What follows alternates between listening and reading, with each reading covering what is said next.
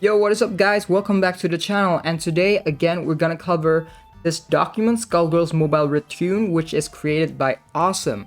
And what this document has, just as a reminder, is a collection of ideas of buffs and nerfs for certain variants, because it has been a really long time since we've gotten a patch update for buffs on these variants, and I feel like the variants that have been recently released, especially since Annie, has been pretty strong and powerful, and it's just completely different than what these variants are. And these variants have been largely unused and could deserve some buff because they are quite old-fashioned and no longer fit into the current meta. So last time we've covered Parasoul, Cerebella, Squiggly, and Beowulf. I'm just gonna cover the next two characters in this document here, which is Peacock and Misfortune. So let's go first to Peacock. Prism Plumage, right. So the buffs here seems to be a change in the buffs and debuffs she can inflict. So I'm just gonna pull out her signature ability so that we have a clear idea on what she actually does. So signature ability 1, all teammates tag in with 2 buffs based on their elements for 10 seconds. And projectiles have a 10% chance to inflict debuffs based on the opponent's element for 10 seconds. So she gives buffs to teammates that tag in, and she herself can inflict debuffs when she fights an opponent and throws projectiles. Okay. And let's see what changes here. So for air, it's still the same. Fire is still the same. Water changes from barrier and armor to auto block and armor. And armor break changes to guard break. I like the auto block. I'm not sure about the guard break because guard break is pretty nuts. And water element variants do rely a lot on armor, like water catalyst, frost armor. So being able to inflict armor break is quite a useful niche to counter those, while guard break is really only for mod leader. And even if you can inflict guard break consistently, I don't think you would ever want to use Prism Plumage against mod leader, because mod leader is just on a whole nother level. So while I like the buffs, I don't agree with the guard break. I think armor break was a nice touch. Yeah, I think armor break is a nice touch and is much more suited for the water variants that we have currently. Although, who knows, maybe it can change, but yeah. So far, the only variants that can inflict auto block isn't a whole lot. But it is pretty powerful though to be able to inflict guard break. I don't know, it's just a thematic thing. I don't think it fits that well. Armor break definitely fits more in line with the theme. So dark doesn't really change, light is still the same for the buffs, but you change heal block to curse. Ooh, that's a huge one.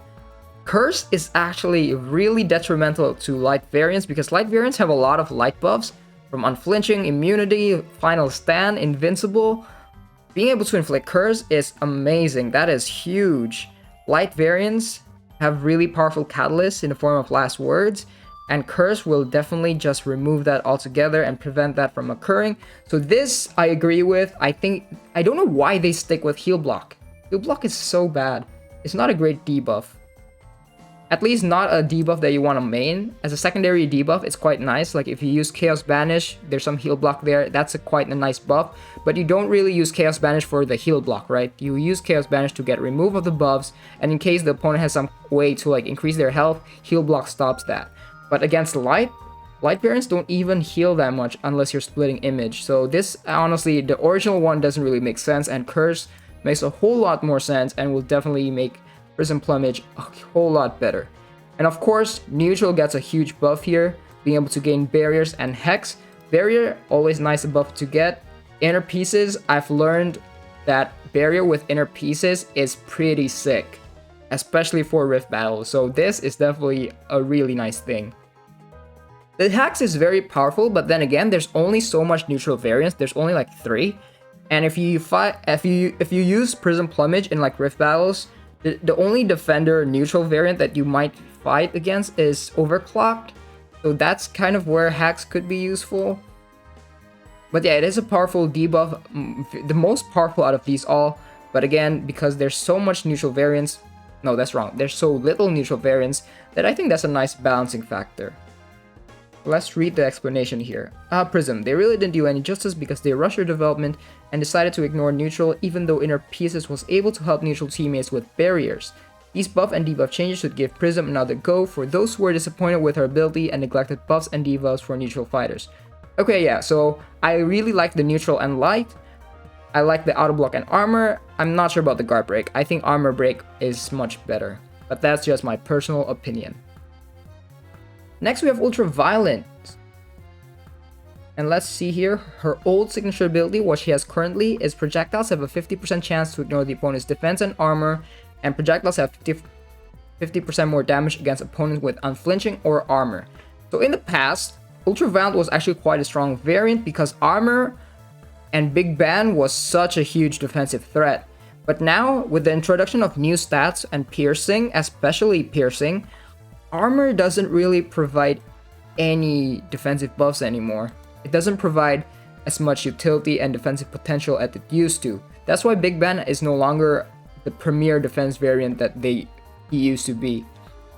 And unfortunately, while they made changes to the substats, they did not change Ultraviolet, and she's kind of in the dark right now because there's so much better variants that can do as much damage as she can, and the ability to ignore the opponent's armor is actually not great, especially if you use her against Frost Armor, because Frost Armor is the only strategy where gaining armor is a legit scary thing because of the reflect damage.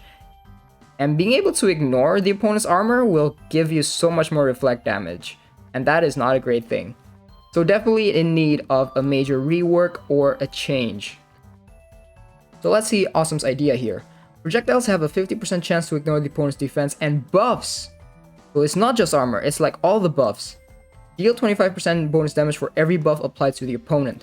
Okay, alright, this I think is a bit too strong. Being able to ignore all buffs is a bit too much. I do have a question though, what about buffs like Thorns? Do you still get the reflect damage from Thorns because it ignores the opponent's buffs? How do you even code that? Okay, let's read the explanation for a while. Ever since the debut? I don't honestly know how to pronounce this word. Anyway, ever since the debut of Mean One, Ultraviolet was quickly forgotten due to her forgettable SA that really made her lackluster compared to Mean One, and other fighters can punch defenders with ease more than she can do. These changes, however, might make her Mean One's even more violent twin. Her projectiles will ignore any active buffs from its effects, last enemy standing, and is benefiting from last stand. A shot from Bang Bang Bang will kill him regardless, even if they had invincibility on top of it, along with Peacock herself being increasingly vicious with all these buffs her opponent has. Right, so it's definitely very, very similar to Mean One. Actually, I'm gonna pull out Mean One here. So Mean One gains Enrage for every buff gained by the opponent, while Ultraviolet deals 25% bonus damage for every buff applied to the opponent. So it scales even higher than Mean One because you can only gain 5 stacks of Enrage, so your maximum ceiling is like 100% attack, while Ultraviolet can get much higher depending on the number of buffs. And projectiles have a 50% chance on hit to convert one opponent buff into a random debuff, while this is just ignoring the opponent's defense and buffs. I like the direction of being able to ignore last stand, and especially light buffs like invincibility, last stand, and blessing. I think being able to ignore those buffs is a pretty strong niche that Ultraviolet can have. Like, you can just use a single Argus Agony, and remember, every hit of Argus Agony is a projectile, so you will definitely kill the opponent even if they have a last stand just by using an Argus Agony with this signature ability. And that is really strong and powerful and gives you a lot of blockbuster finish bonus, which is really, really nice.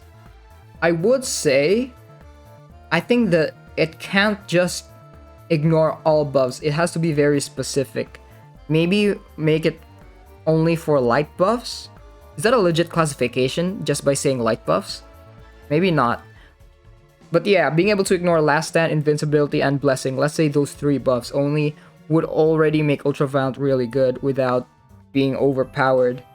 The extra bonus damage is nice, but I think it's a bit too much. If you can already ignore the opponent's buffs, I don't think you should gain even more bonus damage from it.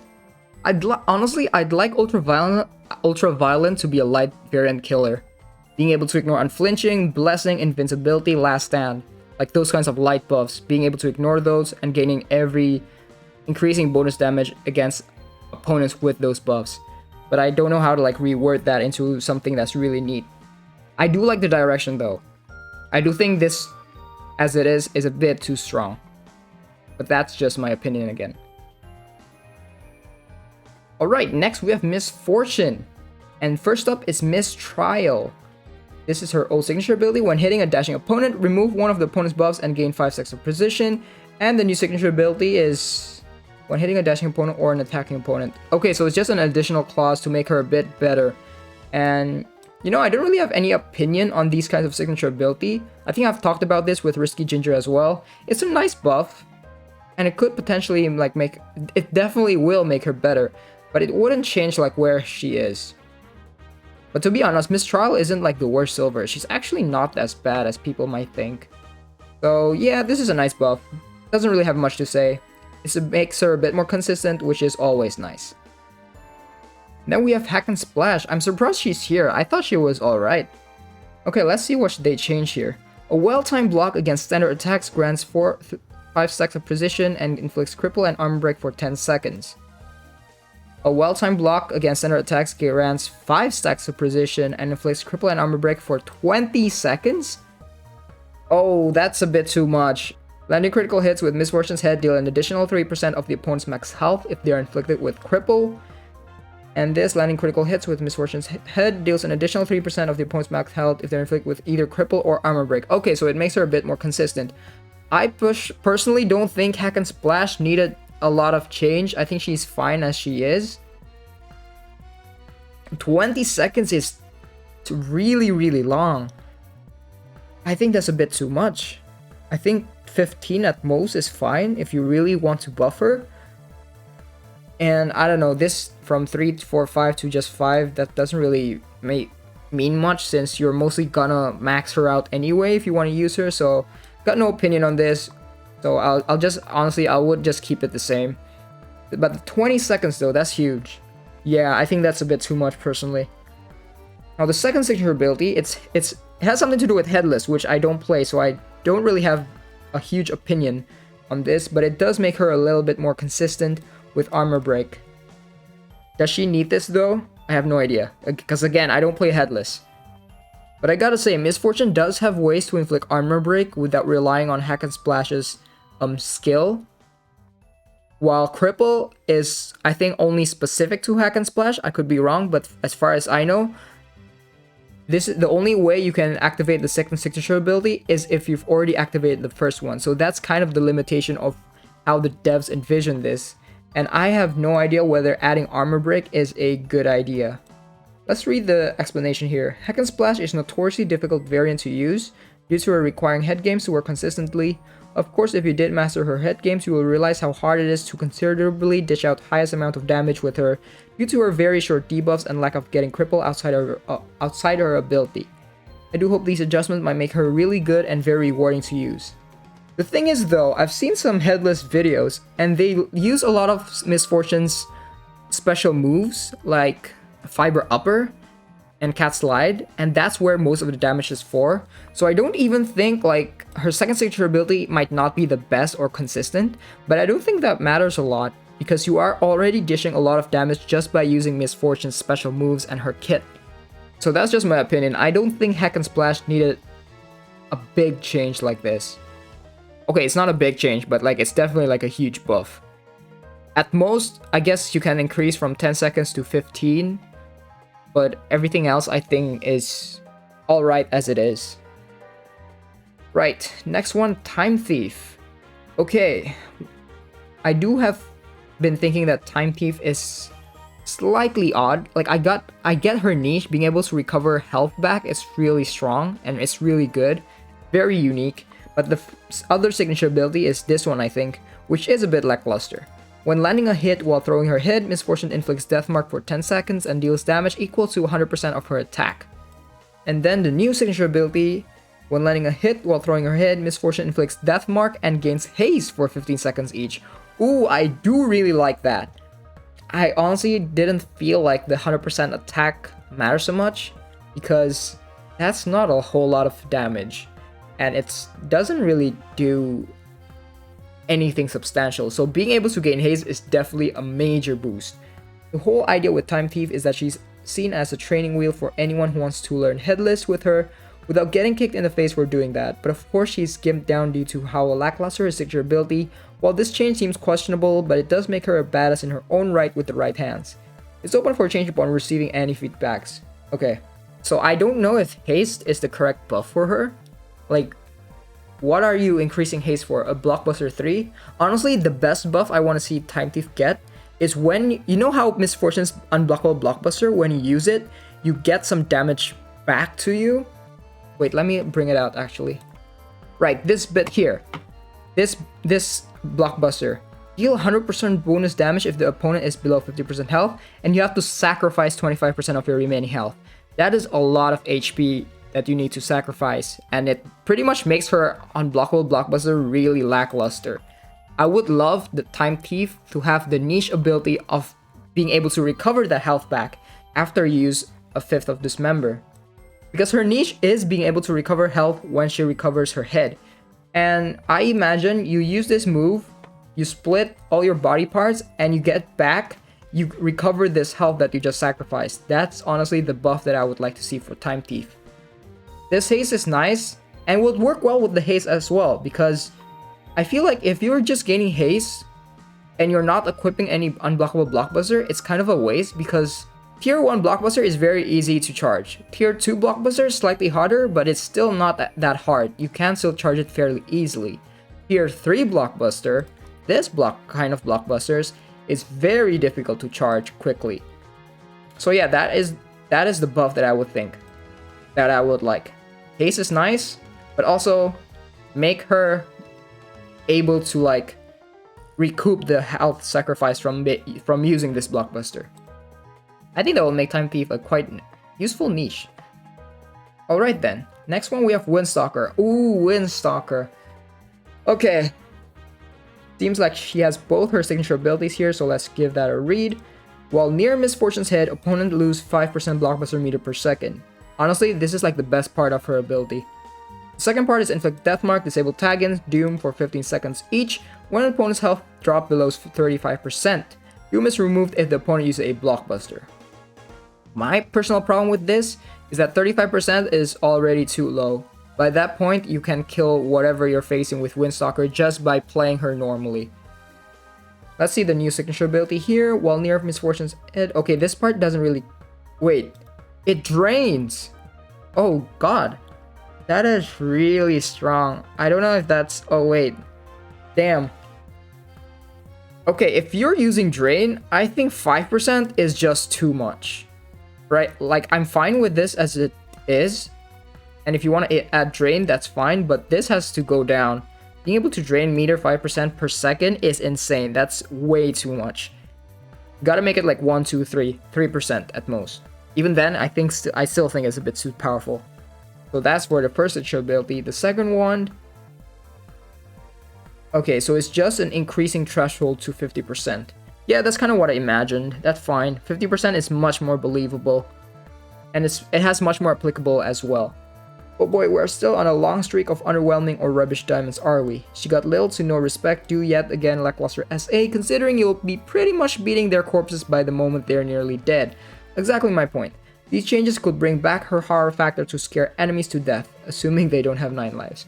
But yeah, I like these change. 50% threshold, I think that's a really good change. Drain is really strong. 5% I think is a bit too much. This has to go down if you're actually draining your meter. And I think that's it. Yeah. So that is going to be it for this video. There's still a few variants and characters left that I'm going to cover. I think I'm just going to make like a video of this like every week so that we can go through it till the end of this month. But anyway, guys, that is my opinion for this document, which is pretty cool, honestly. I really hope they do a patch. I hope 4.10, which is hopefully coming out soon, is going to have a patch for these kinds of variants, because some of them really do need a buff. Anyway, guys, that's all for me for today. Thank you all so much for watching, and hope to see you in the next video.